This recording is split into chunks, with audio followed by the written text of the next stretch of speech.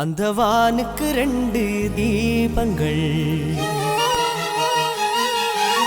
அவை சூரிய சந்திரரே. என் வாழ்வுக்கு 2 தீபங்கள், என் தாயோடு தந்தையரே.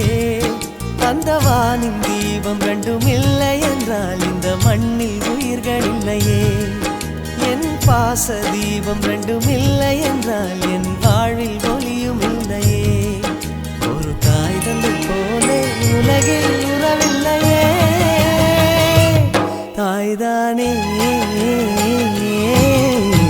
அன்புக்கு ஆதாரம், தந்தைதானே அறிவுக்கு ஆதாரம்.